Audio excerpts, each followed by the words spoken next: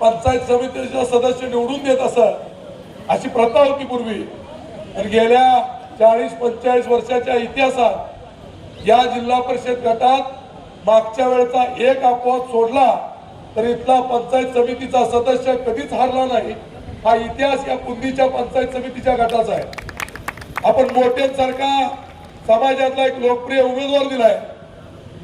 मी उमेदवारी दिल्यानंतर त्यांच्याबद्दलची माहिती आपल्या सर्वेमधून पुढे येत असते ती मला मिळाली आणि या पंचायत समितीमध्ये एक हाती विजय खेचून आणतील अशी क्षमता असताना तुमच्या गावचा सुपुत्र मोठे मी आज सांगतो ते विजय झालेले आहेत म्हणून सांगितलं तर त्यात काही वावगा असण्याचं कारण नाही। जिल्हा परिषदेच्या निवडणुकीच्या निमित्तानं गेल्या 5-7 वर्षात आपण पाहतो की आपल्यातल्या मतभेदानी या मतदारसंघाचं नुकसान झालं। अनेक इच्छुक होते, कदम साहेब हयात असताना सुद्धा या मतदारसंघात जिल्हा परिषदेची आणि पंचायत समितीची सत्ता गेली हे दुःख आपल्या सगळ्यांच्या मनामध्ये आहे। राजकारणात उमेदवार निवडताना काही गोष्टी नेत्यांच्या चुकल्या का कार्यकर्त्यांनी अपेक्षा केल्या तर चुकीच्या होत्या का त्या गोष्टीचं उत्तर आपल्याला आजही मिळत नाही आणि म्हणून कार्यकर्त्यांच्या उमेदवारीच्या स्पर्धेवरनं विरोधकांचं साधलं। इथं काँग्रेसची शक्ती मोठी असताना सुद्धा आपल्यातल्या मतभेदानी गेल्या वर्षी जिल्हा परिषद आपल्या हातात गेली आणि गेल्या 5 वर्षात तुमच्या जिल्हा परिषदेचे सदस्य म्हणून इथल्या पंचायत समितीचे सदस्य म्हणून ज्यांनी काम केलं ते गेल्या 5 वर्षात तुमच्या दारात किती झाले, निवडणुकीत त्यांनी काय आश्वासनं दिली आणि त्या आश्वासनांची काय पूर्तता झाली का याचाही विचार आपण उद्याच्या 5 तारखेला मतदान करताना करण्याची आवश्यकता आहे। आपण विरोधी विचार करून डॉक्टर कदम साहेबांचं महाराष्ट्रातल्या राजकारणात असताना वलय त्यांच्या रूपाने विश्वजित कदम साहेबांची राज्याच्या सरकारमध्ये असणारी ताकद आपण जवळनी बघतो। वाढपी वळकीचा असला की पोटभर वाढतो ही म्हण आपण बालपणापासून ऐकतो, पण आमदार आपले आहेत त्यामुळे या भागाचा विकास करण्याची जबाबदारी ही एक हाती डॉक्टर विश्वजित कदमांच्या खात्यावरती आहे आणि तेही उत्तमपणे पेलतायत। आपण जिल्हा परिषद आणि पंचायत समितीच्या रूपानं त्याला शक्ती दिली तर अधिकचा विकास या मतदारसंघाचा कसा करता येईल यासाठीचे प्रयत्न त्यांना निश्चितपणे करता येतील। गेल्या 5 वर्षात जिल्हा परिषदेच्या सत्ता काळात जाहिरातीशिवाय काही केलं नाही हे चित्र आपण जवळनं बघतो। पंचायत समिती 5 वर्षात विरोधात गेली।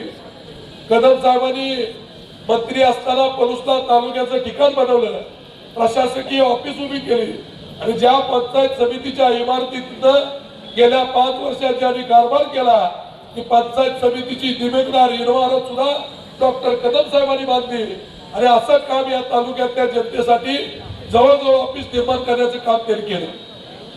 अनेक क्षेत्रात काम करीत असताना उत्तम काम कदम साहेबांनी केलं। या परिसरातल्या घाटाचा प्रश्न असेल, जो पलीकडच्या बाजूला खेळाला जोडणारा पूल नदीवरचा आपल्या सगळ्यांसाठी आवश्यक होता।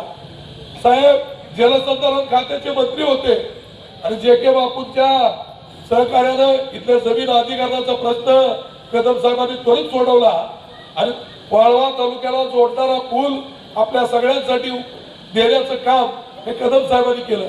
विरोधक सांगतात आम्ही हे करतो ते करतो, गेल्या 5 वर्षात तुमच्या हातात सत्ता होती, इथल्या मतदारसंघातल्या विविध भागांचा विकास करण्यासाठी तुमचे हात धरले होते का?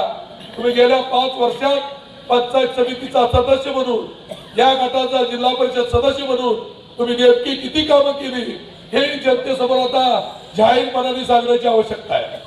ज्यांच्या नेतृत्वाखाली आपण निवडणूक लढतोय त्यांचा विचार आपण घेऊन पुढे जातोय ते डॉक्टर विश्वजित कदम या महाराष्ट्राच्या राजकारणात आज अत्यंत तडफीने काम करतायत। जी महानगरपालिका सांगलीची एकतर्फी जाईल असं चित्र या राज्यातल्या भाजपच्या नेत्यांनी केलं। एकटा विश्वजित कदमांनी विशाल पाटलांच्या आणि जयंत पाटलांच्या साथीनं भाजपच्या नाकात दम आणण्याचं काम हे स्वाभिमानीपणाने सांगलीमध्ये केलं। असा राज्याच्या विविध भागात काम करणारा नेता आपल्याला लावलेला आहे। उद्या जिल्हा परिषद आणि पंचायत समितीच्या निवडणुकीत आपण चुकीच्या भूमिका घेतल्या तर कदाचित आपल्या नेत्याचा आपण अवमान करणार का हाही प्रश्न आपण आता आपल्या अंतकरणाला विचारण्याची आवश्यकता आहे। आपल्यातल्या स्पर्धा जिल्हा परिषदेच्या आणि पंचायत समितीच्या उमेदवार वाटण्यापर्यंत जरूर असल्या पाहिजे। स्पर्धा असणं मतभेद असणं हे पक्ष मजबूत असण्याचं लक्षण आहे, पण एकदा उमेदवार दिला तर त्याला तितक्या शक्तीने निवडून आणण्याची जबाबदारी ही कार्यकर्त्यांनी आपल्या खात्यावर घ्यायची आता खरी गरज निर्माण झालेली आहे. देशाच्या आणि महाराष्ट्राच्या राजकारणात विरोधी पक्षाचं सरकार असताना गेल्या 10 वर्षात आपले किती हाल झाले हे आपण जवळ बघतोय. उद्याच्या येणाऱ्या जिल्हा परिषदेच्या निवडणुकीत आपल्या विचाराची पंचायत समिती आणि आपल्या विचाराची जिल्हा परिषदेचे सदस्य असतील तर आमदारांनी आणलेला पैसा हा गावाच्या विकासापर्यंत गती देऊ शकतो. पण या दोन्हीच प्रशासकीय व्यवस्था आपल्या हातात असल्या पाहिजे. नुसता आमदार निवडून देऊन तो प्रश्न भेटत नाही, तर आमदारांच्या अखत्यारीत काम होणाऱ्या पंचायत समिती आणि जिल्हा परिषद आपल्या हातात आल्या तर आणखीन गतीनं तुमची सेवा करण्याचं काम कदम साहेबांचे सुपुत्र उत्तमपणे करतील अशा प्रकारचा विश्वास मी आपल्याला या निमित्ताने देतो. हनुमानाचं मंदिर हे महाराष्ट्रातलं जागृत म्हणून अत्यंत प्रसिद्ध आहे आणि त्याच्या पुढे आपल्या प्रचाराचा शुभारंभ होतोय. या सगळ्या परिसरात काँग्रेसचा विचार एकसंध आहे. हा मतदारसंघ काँग्रेस पक्षाच्या डॉक्टर कदम साहेबांच्या विचाराचा मतदारसंघ आहे. इथला कार्यकर्ता कदमांच्या कुटुंबाशी कधीही गेला, महेंद्राप्पांच्या विचारानं काम करणाऱ्यांचा कार्यकर्ता 24 तास त्यांची दारं आपल्यासाठी उघडी असतात आणि म्हणून कसलाही मनात शंका आणि लवलेश न ठेवता एकमेकांच्या बद्दलची मनातली आडी दूर करून आज उमेदवारी ज्यांना मिळालेली आहे ती उमेदवारी शिवाजी राजेंच्या मंडळीची नाही, ती उमेदवारी जे.के. बापूंच्या नेतृत्वाने दिली असली तर ती काँग्रेस पक्षाची आहे. आपण प्रत्येक भगिनीने मीच उमेदवार आहे असं समजून मोठ्या प्रमाणात ईर्ष्येने काम करण्याची आवश्यकता आहे. पंचायत समितीला तीच परिस्थिती आपण कार्यकर्त्यांनी दाखवून देण्याची गरज आहे. ते अधिक न बोलता उद्याच्या 5 तारखेला हाताच्या पंजाच्या पुढचं बटन दाबून आपण दोन्ही पंचायत समिती आणि जिल्हा परिषदेच्या उमेदवारांना निवडून देऊन काँग्रेस पक्षाची आणि डॉक्टर विश्वजित कदम साहेब यांची शक्ती वाढवावी अशा प्रकारची विनंती करतो आणि थांबतो. जय हिंद.